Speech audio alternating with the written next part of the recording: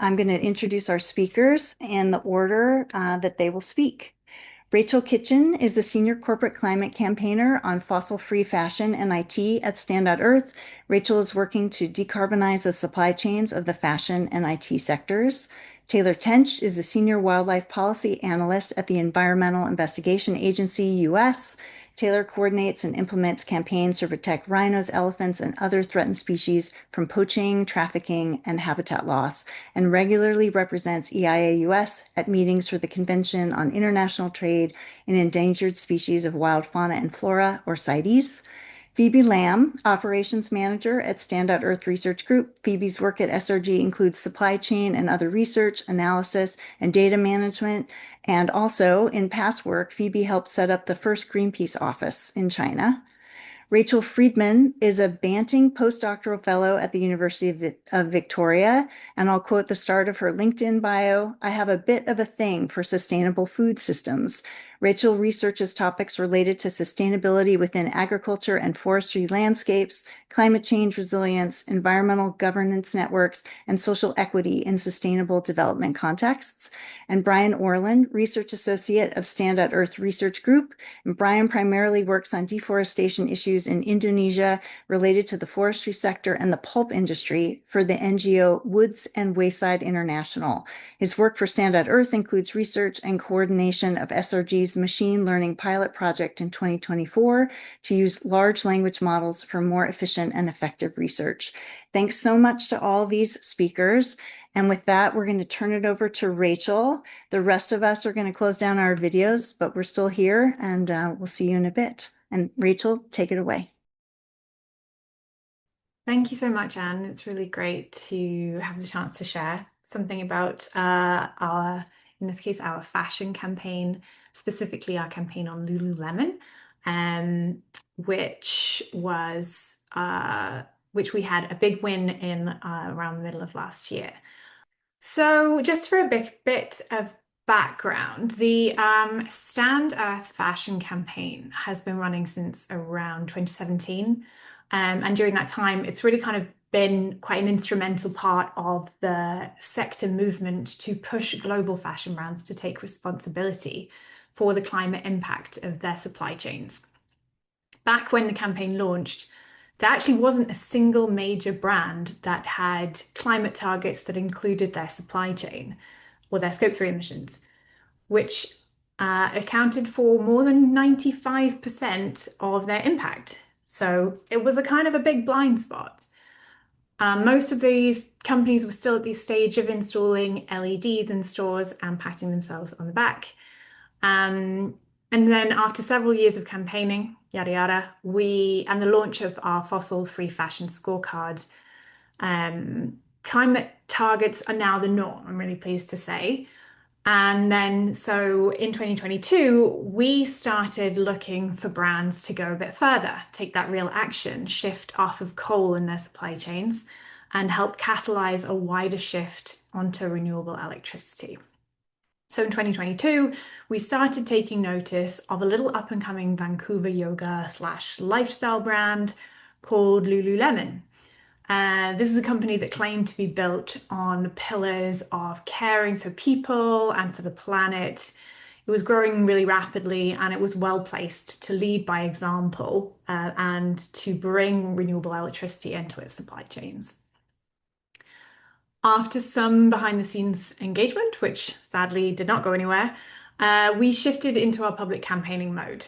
But we were kind of instantly met with a real challenge, which is that the fashion industry wasn't, and still isn't, in fact, transparent about its global supply chains or their impacts.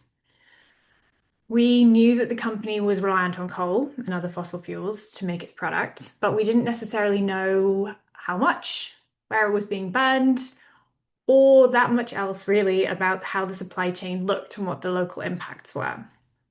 So this is kind of where SRG's expertise came in. What we worked with the team to do was to basically to use their deep supply chain expertise to identify where in the world Lululemon's products were coming from, by what share they were coming from each of the manufacturing countries listed in the supplier list, and how much was being imported from where. And then we also used identified coal data and other renewables data, energy mix, to identify the the percentage of renewable energy that Lululemon was using, which, spoiler, is very, very small. And with that data, we were able to really form the foundation of that campaign. We used this to do some calculations to identify that Lululemon was overall something like 54% coal powered and around 4% renewable powered. That formed the basis of these really fun graphics. This was kind of around our launch at the Olympics, the Winter Olympics in 2022, where Lululemon was the sponsor for Team Canada and provided all of their equipment. And these graphics were really, really popular. We identified, on each garment where it came from, how much of it came from renewables, and how much of it came from coal and other fossil fuels.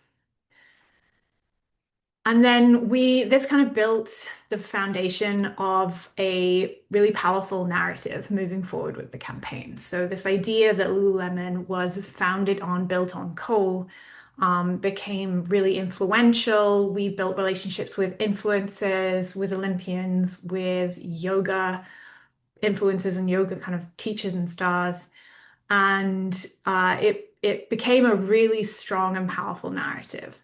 And then lo and behold, by the end of that year, when Lululemon came out with its sustainability report, it produced its own number on how much renewable electricity was in its supply chain in order to disprove our claim, although only by a few percent. And then I want to kind of skip forward a little bit, because we continue to engage with the company and push on this campaign. And it kind of we moved into a new form after having identified that the company was vulnerable on its renewable energy and its coal power. We continued to really put pressure on them through those means, through public engagement, through corporate engagement, through stakeholder and shareholder engagement. And this narrative about the presence of coal continued to be really, really powerful.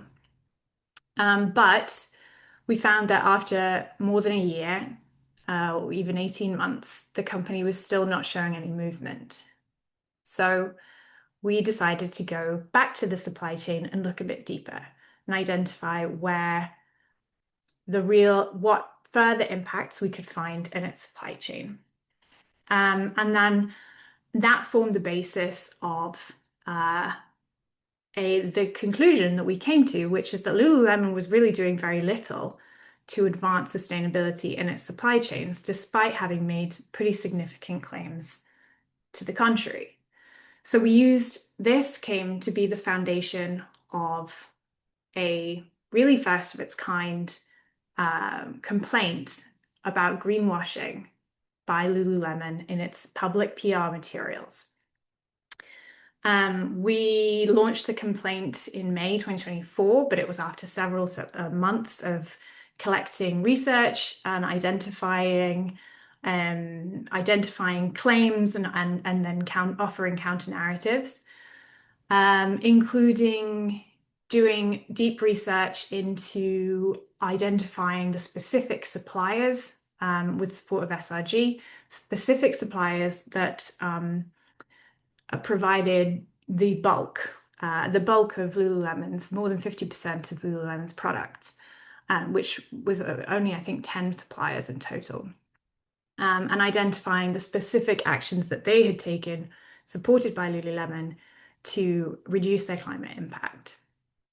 And that formed a really powerful base to subvert the narrative that they were telling, that their products, in fact, contributed to restoring the planet, was the actual claim that they made. So that was extremely powerful messaging, where we could look at the specific suppliers and identify where the harms were taking place.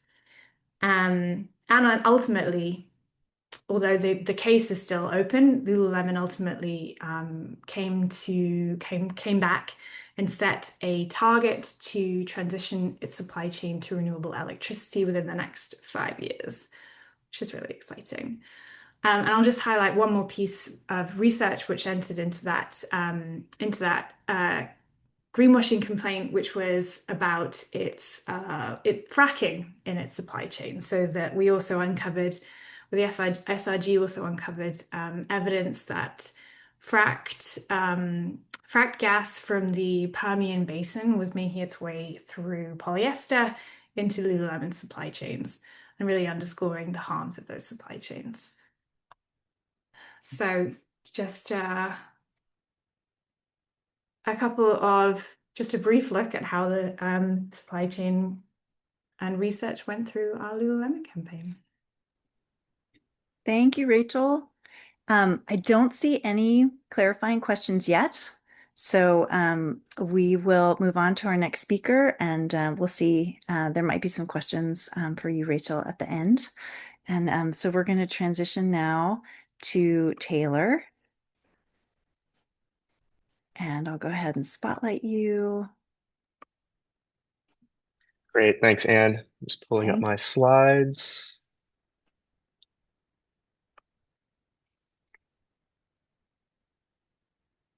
Okay, hopefully everyone can see that. Hello, everybody on the webinar. As Anne mentioned earlier, my name is Taylor Tench, and I'm a senior wildlife policy analyst with the Environmental Investigation Agency based in our US office. And just a quick 30-second background for those of you who may not be familiar with EIA. We actually have two independent offices that work very closely together. One office is in London, one's in DC. And we're an environmental campaigning organization that works to expose environmental crimes and abuse through uncompromising and innovative research and investigations, and then taking all that evidence we gather to campaign for better enforcement and progressive policy making. We have a few different areas of work, including wildlife, ocean, forests, climate, and extractives. Today, going to focus on a report that we put out last year jointly between our two EIA offices that focused on Vietnam's role as a wildlife trafficking hub. And this investigation and report aimed at presenting an updated analysis on elephant ivory, pangolin scale, and rhino horn trafficking implicating Vietnam between 2022 and 2024. So we were really looking at the post-COVID period, trying to better understand the illicit trade dynamics between Vietnam and in particular China, with a focus on routes, payment arrangements, concealment methods, and things like that. And this investigation and report findings relied on both open source data and information to kind of trace the supply of these products moving into and out of Vietnam, as well as intelligence gathered through undercover work. So just by way of quick background, Vietnam is a critical hub in Asia for wildlife products trafficked from Africa to Asia. There are organized criminal networks comprised of Vietnamese nationals operating both within Asia and Africa that move high-value illegal wildlife products like ivory, like rhino horn, and like pangolin scales from Africa to Asia. Now, we call Vietnam's known as a hub because while these products are moving in very significant numbers into Vietnam, a lot of these products are also moving out of the country. China in particular is a really critical end-use market for these wildlife products. And we found that, for most of these products moving into Vietnam, China and Chinese consumers really are sort of the end destination. And again, Vietnam has been identified as a key trafficking hub for some time, going back into the early 2010s, if not before. And EIA is focused on Vietnam and their organized trafficking networks moving these products internationally for years. But in the post-COVID era, we didn't really have a good sense of how things had changed and the kind of the level and scale and scope of the trade in Vietnam after the COVID-19 pandemic, which had major implications on supply chains and closing of borders and things like that. So that was kind of the core research area we were trying to gain more information on through this project, and ultimately our findings, the objective was to have them feed into national and international enforcement efforts, joint intelligence-led investigations to try and disrupt these organized trafficking networks. So for illegal wildlife trade in these products, ivory, rhino horn, and pangolin scales, it is illegal completely to trade them internationally. So there are no data sets of legal trade we can look at to try and identify, where these products are moving and to what degree. So our data sources were really twofold. One was open source, and that's seizure data. And that relies on public media reporting of seizures of these wildlife products, CITES reports, CITES Convention on International Trade in Endangered Species, government reports, court judgments, things like that. And that kind of formed the basis of the seizure data we looked at. And then we also collected our own intelligence through undercover work. And I'll explain a little bit more about both of those data sets here.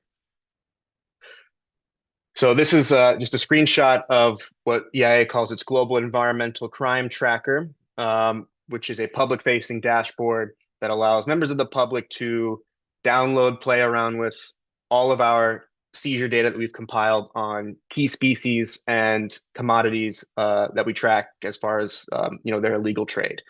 And again, EIA has been tracking and collating this data for years now in multiple language sources. We have over 22,000 incidents recorded across these different illegal trade products, and this comprised a key, again, information source for our project. This is just an example of the dashboard if you click on a particular species. But again, we wanted to first take a look at what the open source seizure data was telling us about the illegal trade in these products in Vietnam. And we found that between 2022 and 2024, Vietnam was implicated in at least 30% of elephant ivory seizures, 24% of pangolin seizures, and 16% of rhino horn seizures made by weight globally during this study period. So, this confirmed that Vietnam was still and is still a major player in the illegal trade in these products.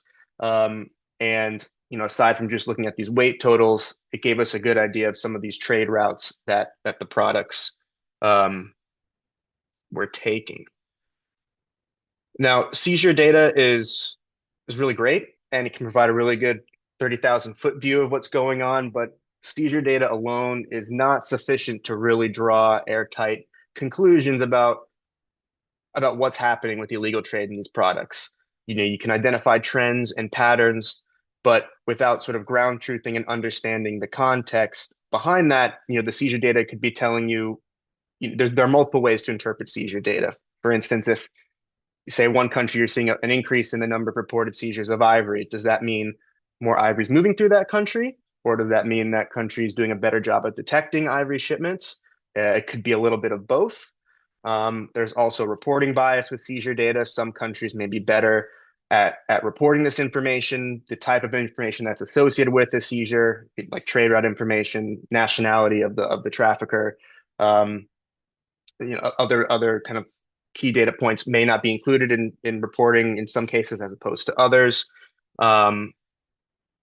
Seizure reporting is often heavily biased to ports of entry and exit, so airports and seaports, whereas seizures of illegal wildlife products made within a country, A, may not be reported nearly to the same level, and B, if it is reported, you don't have the same kind of trade route data typically associated with it. So again, it's helpful to identify things at the macro level, and can help produce some key research questions, but in and of itself, we need more information. And when you're dealing with products that are traded wholly illegally, like rhino horn and ivory and pangolin scales, undercover intelligence gathering really helps fill in these key gaps. And the I in EIA stands for investigation. That's something we've done for decades, undercover investigations looking at wildlife logging and other illegal trades in environmental products. So For the purposes of this project and this investigation, we did have EIA investigators on the ground in Vietnam that met with and had conversations with traders and traffickers. And outside of this sort of specific field investigation, our investigators are always monitoring dynamics with wildlife, illegal wildlife trade, and keeping tabs on key POIs, persons of interest. I There's a lot here, but one of our sort of key findings was that with, and this has come from seeing both the downturn in seizures directly being made in China, and also speaking with the traffickers engaged in Vietnam, the Vietnamese traffickers. The perception is that China is increasing its enforcement. It's harder to move products into China directly via air or ship from Africa. So Vietnam is a more convenient hub with weaker perceived enforcement. So the products will be moved to Vietnam initially before they're then brought over the land border with China to buyers in China. Between 2015 and 2024, we documented at least 193 cross-border seizures involving these wildlife products. But again, 80%, the vast majority happened before the pandemic. And so we wanted to see, what is happening now, what's happening post pandemic. In conversations with traffickers and traders, we learned that these two border points, the Mong Kai to Dongxing and Dongdang to Pingshan border crossings,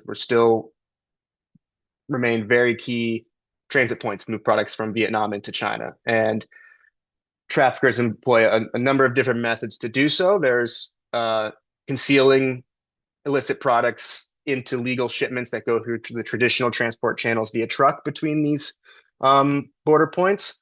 But there's also what's called the hill route, in which porters will take products across the border on foot. And so this is a big border fence that goes the whole length from on the Vietnamese-China border, but there are gates located intermittently throughout.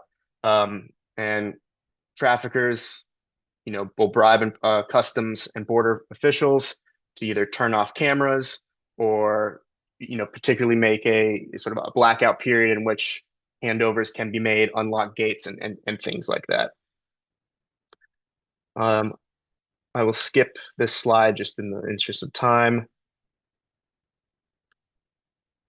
Wall of text slide, but I mean, some of our key findings here were then, again, as I mentioned, China's increasing enforcement, so Vietnam is increasingly relied on as the importing country to get these products from Africa before they're moved on more sort of clandestinely across the northern border with China. We've also seen a downturn in the number of Chinese traders and buyers coming into Vietnam itself after COVID because of increased border restrictions and security and clampdowns. And so digital communication is increasingly relied on with platforms like WeChat. Oftentimes this will involve sort of live videos and pictures being sent from Vietnamese traders to their Chinese counterparts before goods and deals are agreed upon and the products are moved back across the border with China. We did confirm that these two border provinces of Quang Ninh and Lang Song are key trafficking points for the products moving between the countries.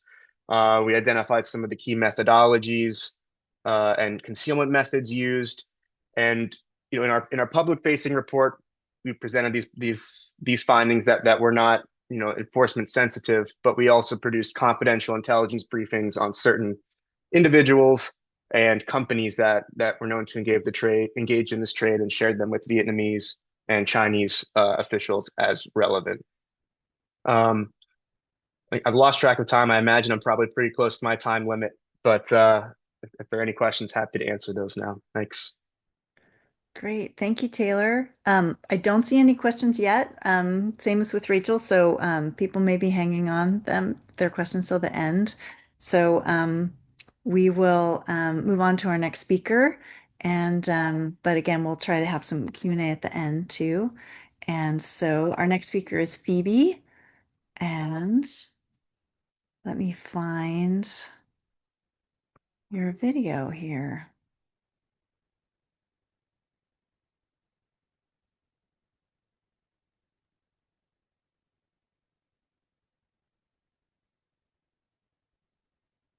Great. There we go. Whoops, let me get you spotlighted too. There we go. Thank you, Anne, and thank you, Taylor, for the sharing and insights.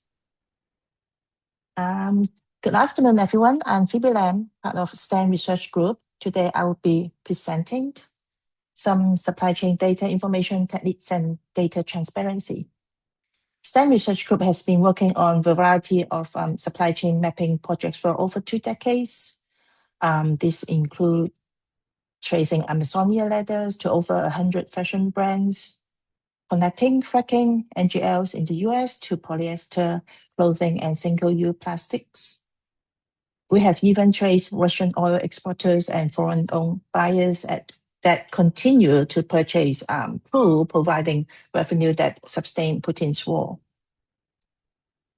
Over many years of investigation and careful research, Stand Research Group has developed a set of tools that help us to uncover connections across supply chain, from extraction all the way to the end user. One of our most important tools is custom data. It is publicly available and includes shipper, customer information, which makes it really valuable for mapping supply chain. That said, there are some limitations. Right now, only about 30% of countries have accessible and complete custom data. For the rest of the world, like Canada or many European countries, trade data isn't officially published or accessible.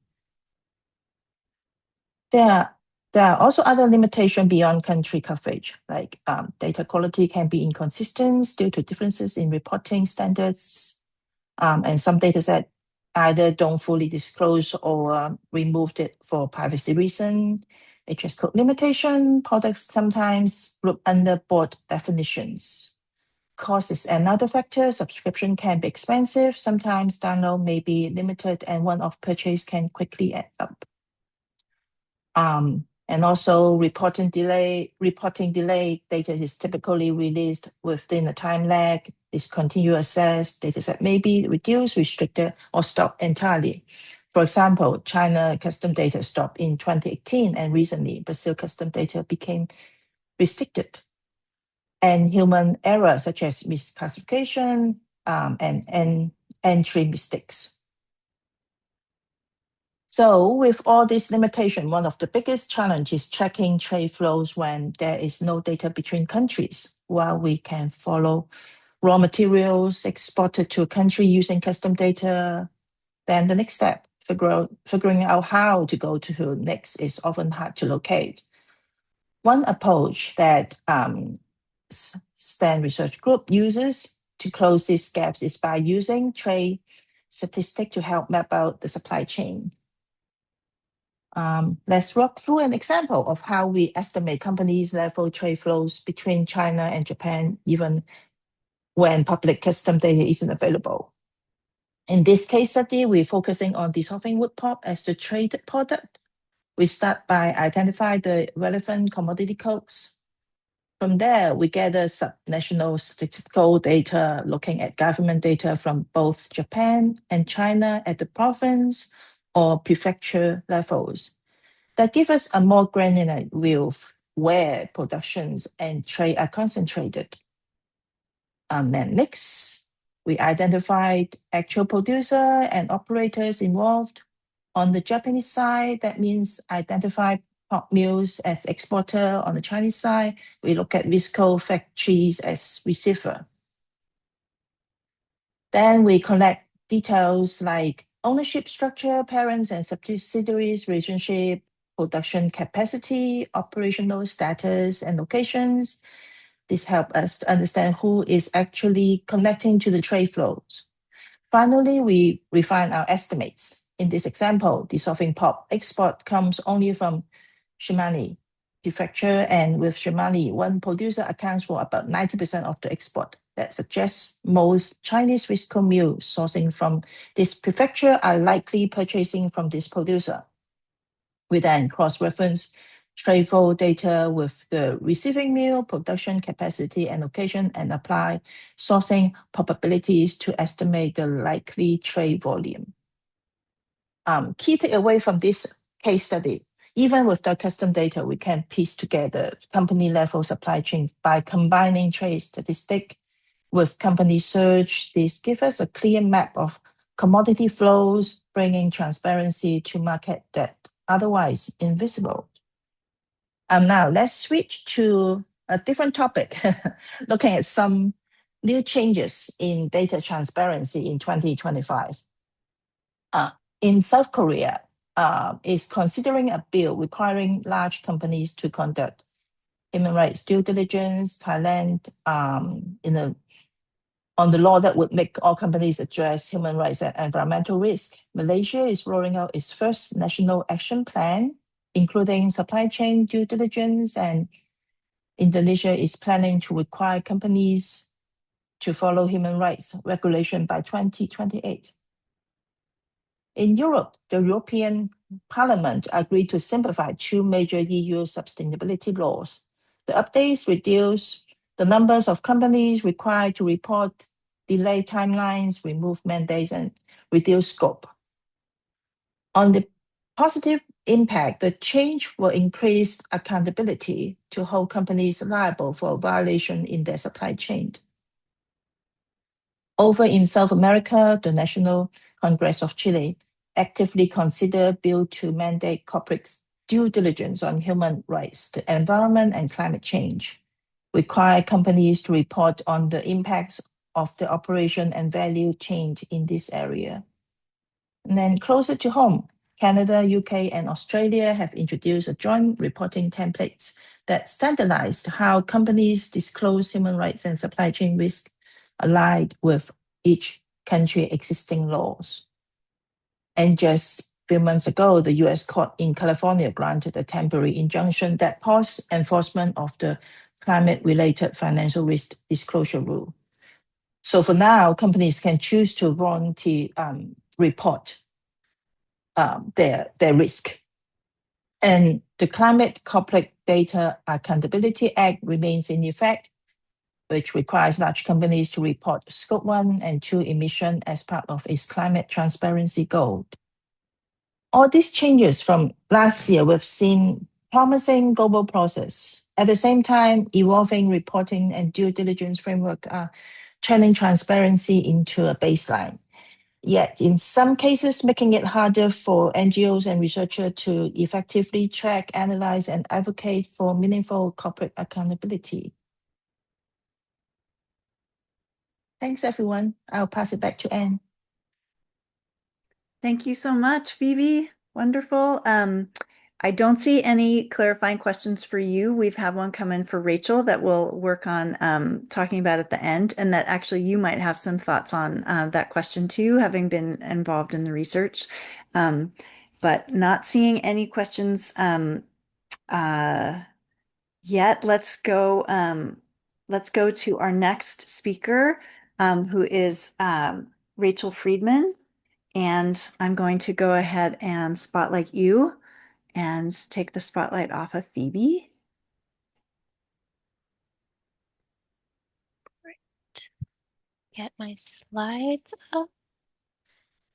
All right. I feel like Phoebe actually set things up pretty well. As I mentioned, my name is Rachel Friedman. I'm a postdoctoral researcher based in the Environmental Governance Group at the University of Victoria.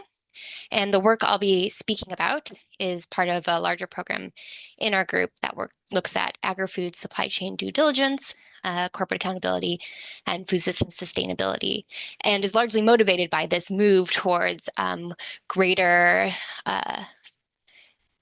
engagement of country governments in due diligence, disclosure regulations, and corporate accountability.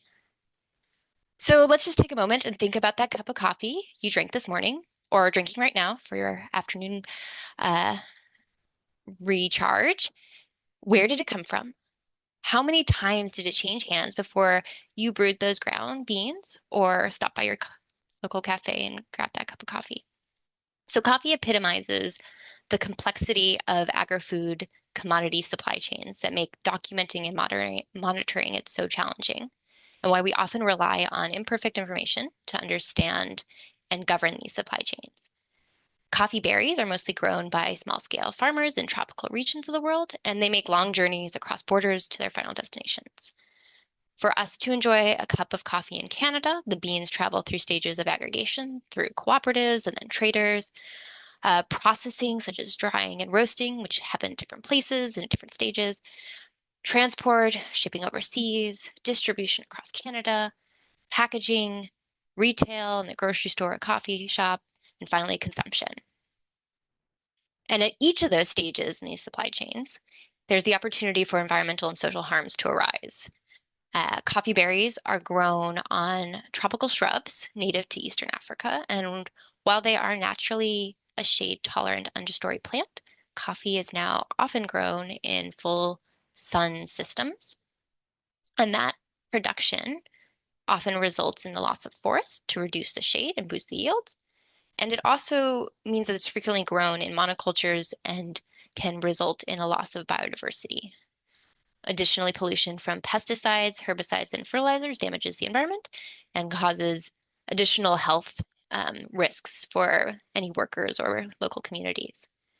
Beyond that production stage, there's also impacts in the processing phases like washing and milling, which use and then pollute waterways.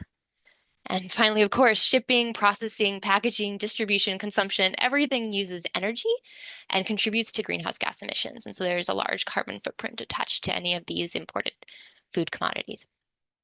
In terms of social impacts, coffee supply chains have been known to harbor child labor, often locking in small family farmers in a cycle of poverty. And unfair wages, forced labor, debt bondage, they're all problems across producing geographies. And finally, there are instances where Indigenous peoples' rights are infringed upon for either the expansion of coffee production into territories or employment as labor on coffee farms. Uh-oh. Sorry about that.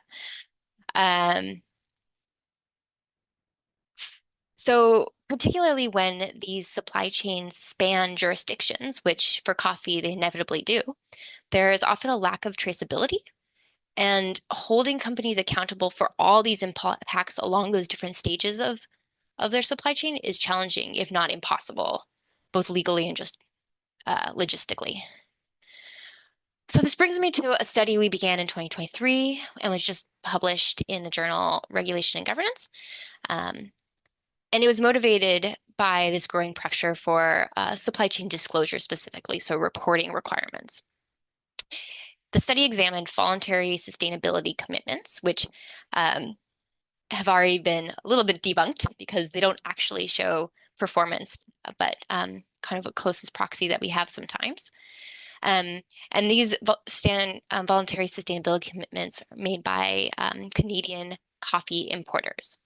So again, not a direct measure of performance, but these certifications, which we're considering commitments, and other voluntary commitments to environmental and social responsibility are a means by which we can start to glimpse the inner workings of agri-food supply chains. So these types of commitments, when I talk about commitments, I'm including things like policies or standards that address child labor, modern slavery, gender equality, labor conditions and wages, free, prior, and informed consent, climate mitigation, biodiversity conservation, and oftentimes sort of a less meaningful but often used sustainability in terms of sourcing. So we asked, what commitments are the top coffee importers in Canada publicly disclosing? And what is the level of accountability or the strength of those commitments? For 22 companies, we examined sustainability and corporate social responsibility reports, sourcing policies, which often dictate how their supply chains function and operate, and then mission statements, which is a little bit fuzzier. And based on whether there was any sort of internal verification or third-party audits, we were able to determine how much theoretically companies could be held accountable for delivering on these commitments. We found that, probably not surprisingly, transparency of company practices through these voluntary disclosures varied considerably across the companies we looked at. And those companies, I should say, made up 80% of Canada's coffee imports. Unfortunately, the Canadian Importers Database no longer has coffee on there anymore, so we don't know what the 2024 and 2025 data looks like in terms of who's importing. Not all companies surveyed even publish CSR or sustainability reports. Only about 2/3 did. So that's saying something in itself about transparency. And the large multinational companies were more likely to produce those reports, while even modest transparency for small and medium enterprises was more limited. Consumer-facing companies, so the ones like the brand names that you see for coffee, the big ones, made greater effort to provide some semblance of transparency into their supply chains, whereas you don't see that as much for the kind of middlemen or traders doing sort of the wholesale coffee bean side of importation. Commitments to eliminate child labor and modern slavery were strongest, while efforts to reduce climate change or biodiversity impacts were often omitted or lacked any sort of third party or external verification. So what and how companies report is important. As Phoebe mentioned, Canada has passed a Modern Slavery Act requiring companies over a certain size to publicly disclose labor practices and potential instances of child and forced labor. Not necessarily do anything about it, just report on it. So there is no equivalent for the environment as of yet, but moves by Canada's trading partners, or some of Canada's trading partners, suggest growing pressure to hold companies accountable on that front as well. Companies that operate in such jurisdictions with more stringent due diligence regulations, such as the European Union, as Phoebe's second to last slide showed, they're already exhibiting more transparency in their reporting. Finally, well, not finally, but certifications and commitments can serve as tools for companies to gather more information about their supply chains and for governments and consumers to hold companies to better account for environmental and social harms perpetuated along these supply chains. But that said, imperfect data at best, these types of voluntary disclosures are just a start in generating public awareness and pressure and building momentum for further requirements around transparency, traceability, and accountability. Hence the calls for stringent due diligence regulation that requires assessment of risk and action to mitigate those risks. So with that, I'll just thank my co-authors on this little study, Emma Boak, who led it, and Sofia Carradenuto, who leads the group, and Michaela Mail, who was critical in reading lots and lots of reports. And so if there's any questions, I'd be happy to take them. Great. Thank you, Rachel. And we do have a question. I think it's for you and Phoebe. So we'll see if we can get Phoebe's video back on here. It's about tips or sources that they recommend for publicly available supply chain research. A few tools that we use is some company, they have voluntary disclosure supply list, as Rachel mentioned. And so this is one source. And also we will look at the company's level information, like sometimes they will have their information released in their end reports, or sometimes they will have it in their presentation. I mean, the investor presentation. So this is some areas we can look at. Yeah. I guess this also depends on how big the companies are and whether they even produce such reports. Definitely. Yeah. There's some other like research groups that do work like this too. Trace, TRASE, is one that tries to actually track different stages of supply chains, and that data is available. But yeah, particularly for, I don't know, I work in agriculture, like agri-food supply chains, and it's particularly hard just because there's so many farmers and so many intermediate stages that even companies don't know sometimes where their stuff is coming from. Oftentimes they don't know. Yeah, definitely. I think this would be case by case sometimes. We just have to try and look at everything, look under the carpet, and try to talk to someone else. Like maybe they will know a friend or someone that they know something that can tell us the inside secrets. Yeah, I should note that sometimes governments do. So like Canada does have a Canadian importers database where you can track where certain imports have come from and in what quantities. Um, However, I don't know for what reason it's become more limited over time. Certain commodities have disappeared, like coffee, and we were going to do work on cocoa and it disappeared too. So sometimes governments will have uh, the will have the capability to shed light on this, but not always available to the public. Or yeah. Great. Thank you Yeah. both. Um, we're going to transition to hearing from Brian, and then just a note that there's a methodology question, I think for both Phoebe and Rachel Kitchen that we'll try to get to, and also a question about AI, which I think Brian, your presentation is going to set that up well, and then we'll see if we have time to hear from the whole set of speakers on that. And let me get you spotlighted here and just kind of get out of your way here. There we go. Yeah, Take it great. away, Brian. Thanks, Anne. And thanks for setting this up and to all the panelists for that. And thank you for everyone coming. You made it to the end. Really impressed. Most folks have hung on. Special shout out. I see some RAND folks and Profundo and Forest and Finance folks. So yeah, glad to see you all on the call. I'm Brian Orland. I live and work on the unceded territory of the Wiyot tribe in Northern California. I primarily work on deforestation issues and corporate accountability issues in Indonesia. I was a coordinator a couple years ago for Stan's first McGovern-funded project, where we were using AI-assisted tools in our research flow. For that research, we were focused on the Amazon Banks finance campaign. And for that, they would extract policies from banks' environmental, social, and risk management frameworks on 50 different key indicators: deforestation, UNESCO, World Heritage Sites, peatlands, burning, things like that. And it would take a person maybe 3 months to go through 60 different banks' documents. These are 20 to 60 page documents. And we wanted to see if large language models like Claude and ChatGPT could help us with this. And indeed they could. And we would have them go through a bank's document, extract the relevant policies based on the key terms that we were looking for, and then make a few classifications on them. Are they exclusion and screen policy or screen policies? What kind of financing did they cover? And were they limited by geographical scope? And that's really great. That tool is running.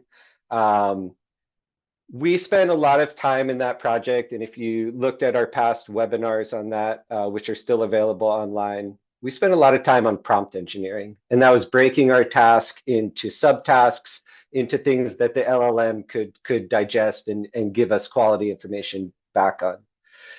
Since just like a year or two has gone by, the capabilities of large language models have increased quite a bit, particularly when it comes to reasoning. And so, and some of you who work with these models will have noticed they're much better at slowing themselves down when you give them a big task and subtasking it themselves. And so they're doing a lot of the chain prompting themselves.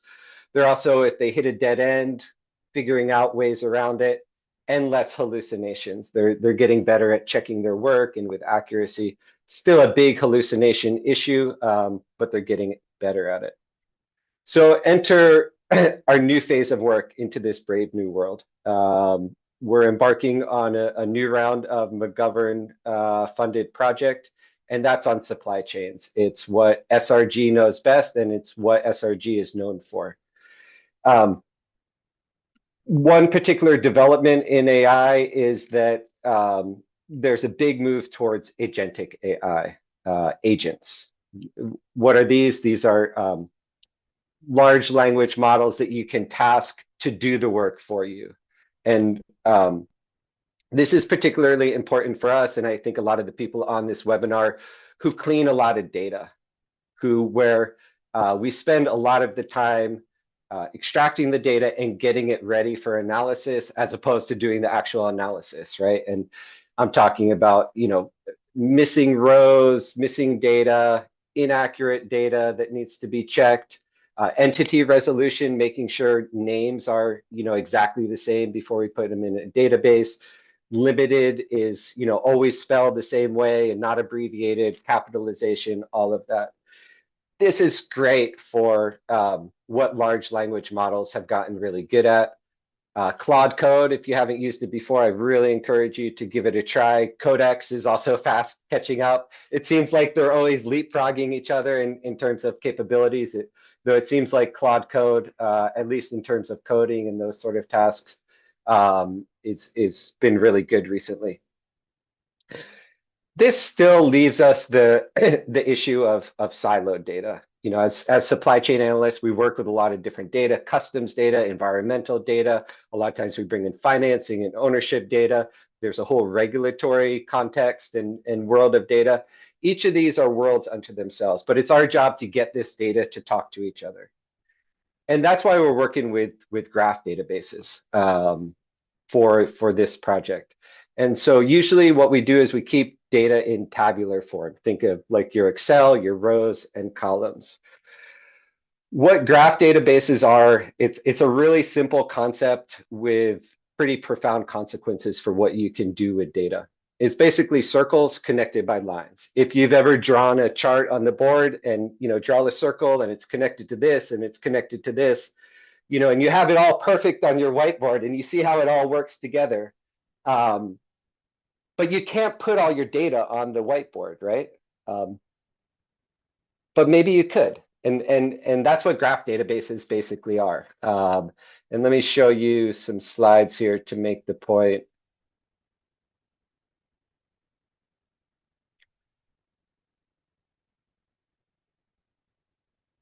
So you basically have circles, which they call nodes, and lines, which they call edges. The edges have arrows to indicate a direction. The nodes have labels and properties, and the relationships have types and properties as well. And the main idea is that whenever you have data where the relationships are really important, like supply chain data, graph databases might be really helpful for you. And I really encourage you to give it a shot. The main company that's out there that runs these databases is called Neo4j. It's been doing this for 20 years. There's free versions you can use, and there's lots of tutorials that they've put out. It's really something where if you have a half an hour, and just start tinkering with it, I think you'll really enjoy it. What this lets us do is that, and here's a really complex graph.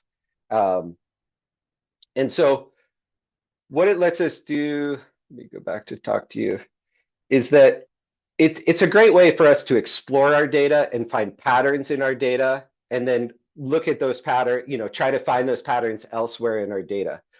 There's a whole branch of mathematics, graph theory, that's been around for almost 300 years, that you can bring the algorithms in to analyze the data, looking at shortest path, betweenness, centrality concepts that can be really helpful for supply chain research.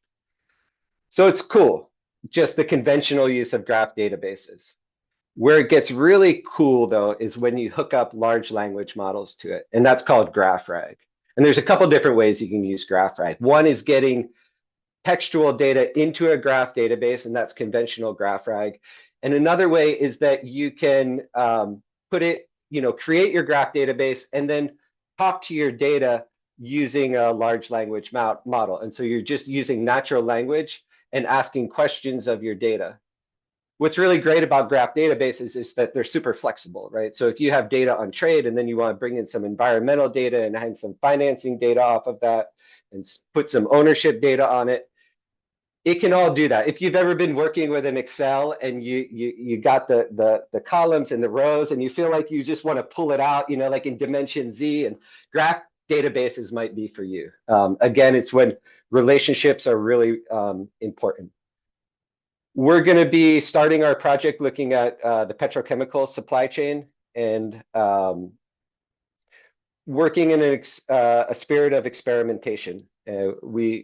We think we'll hit dead ends and we'll try stuff that doesn't work. But we think that using this, we're really, first of all, with the Claude code, we're really getting our extract, transform, and load ETL timelines very crunched, getting these into graph databases and having a novel use for these graph databases in terms of supply chain research.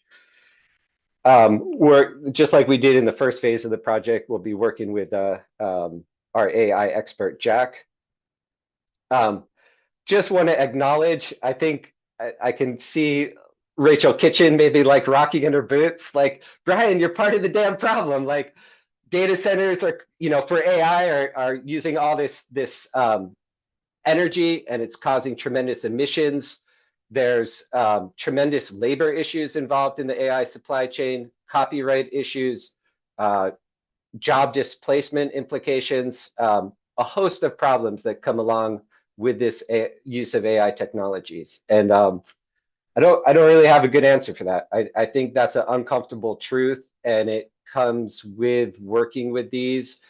And all I can say is we think about these things a lot as well, and about the appropriate use of this technology. And we're interested in having those conversations and seeing where it's worth it and where it's not worth it, and where it benefits the research that goes into campaigns and the movements that they drive. Really encourage anyone who's interested in using these tools, talking about the ethical issues, thinking about how you can do it in your own work, or more interested in the Stand project, to get in touch. I think Anne will put our contact information in the chat. And yeah, really appreciate your time and attention. Thanks.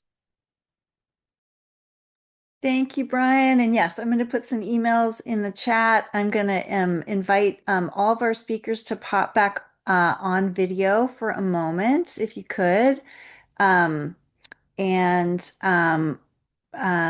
Brian, you set us up well for an AI question. I know we're at time, but Rachel Kitchen, if you're still here, I can't see you yet, but you might still be here. Or Phoebe, would you be willing to answer this methodology question about the Lululemon work? Which I will say it out loud for you. Curious, nope, that's the wrong one. Question about if you could elaborate how the research methodology in the upstream raw material supply chain was done that led to the end use at Lululemon, and how you linked that to coal use estimates. Phoebe, would you be willing to share a little bit about that?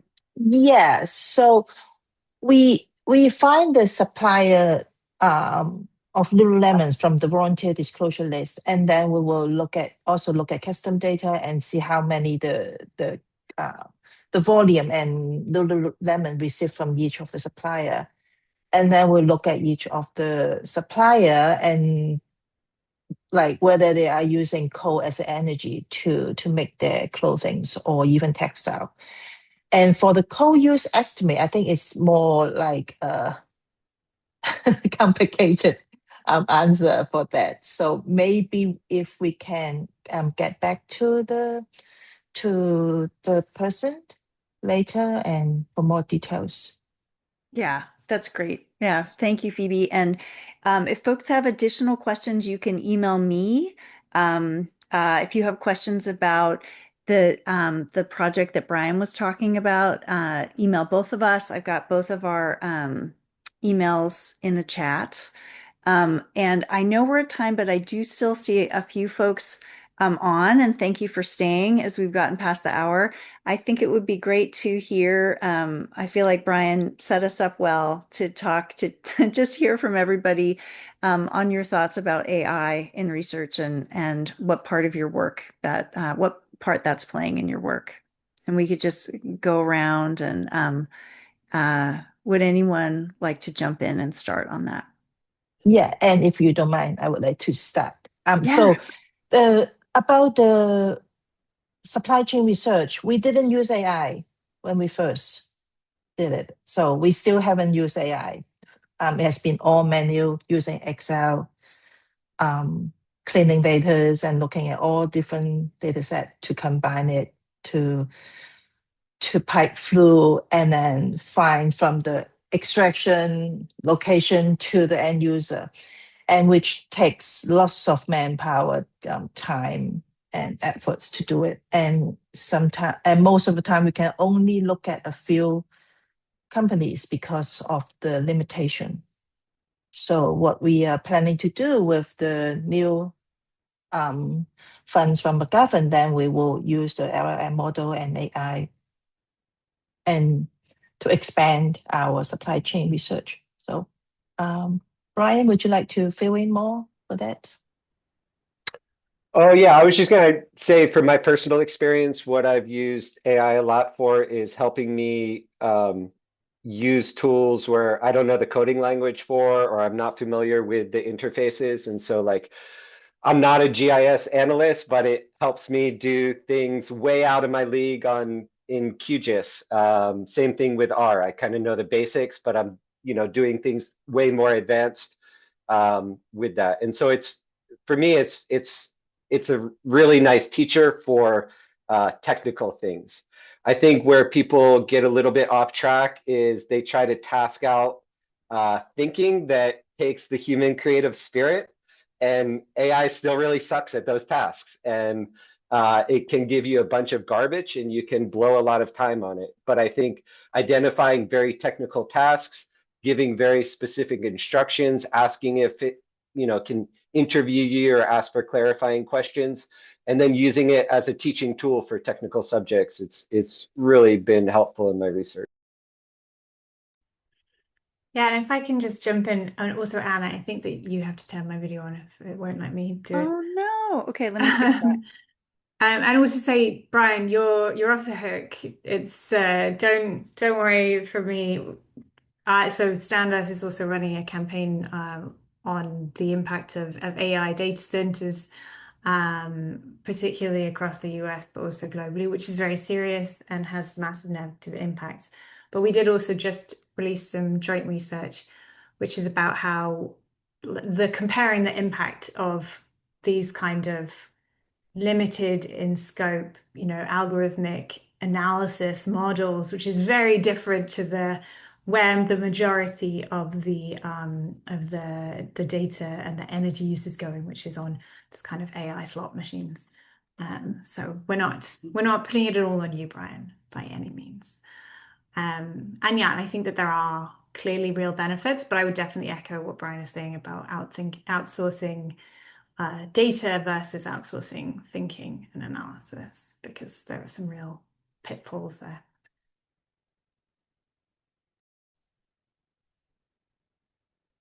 Great. Taylor, did you want to share any thoughts on this? I think it's been well covered. Didn't use we didn't use AI for the specific project and investigation that I spoke about today, but we do use it at EIA on some of our other teams. But it's still a mystery to me. So I'm not nearly an expert like others here. But yeah, that's all I have to say. Thanks. Okay, great. And yeah, Rachel, please. Yeah, I'm similar to Taylor. We didn't use any sort of AI assist for the study I presented, and have tried to sort of use some of the low level tools for policy analysis previously, and have met with some less than ideal outcomes. So there's definitely definitely some uses that are suited for those tools. I just wanted to reflect a little bit because our group focuses a lot on the policy side, and I think what this session has kind of made clear is that